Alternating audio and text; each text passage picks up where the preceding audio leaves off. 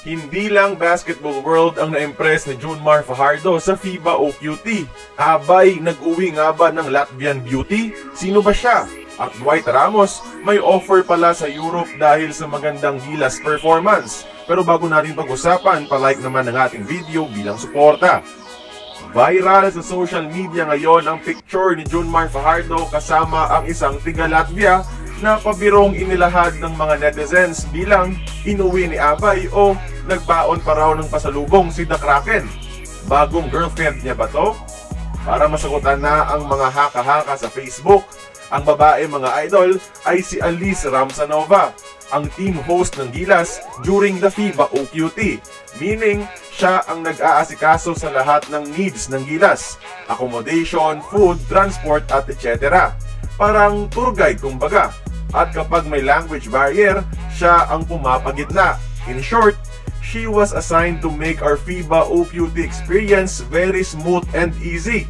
Suportado niya pa ang Gilas sa torneo at nagsabing pupunta siya ng Pilipinas soon dahil mismo sa ating Gilas players. Pero baka naman Abay, pang future lang ng Gilas. Joke lang.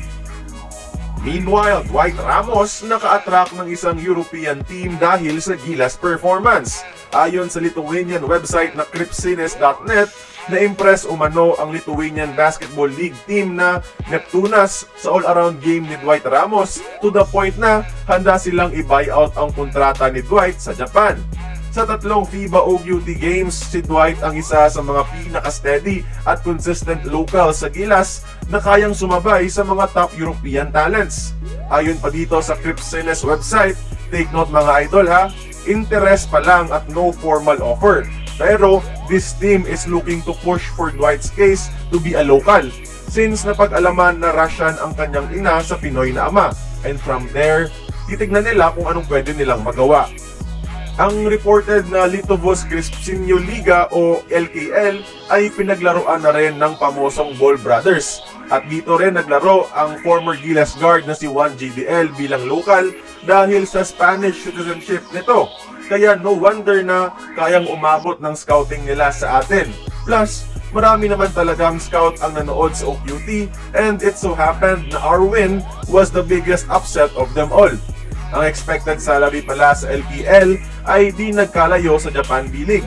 Kaya kayo mga idol, kung kayo si Dwight, knowing na di naging maganda ang stint ni Juan GDL sa Lithuania, tatanggapin nyo ba ang offer kung sakaling dumating ito?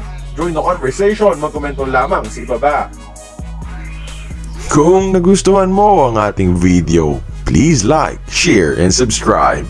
I-follow mo na rin ang ating social media platforms for more exclusive sports content.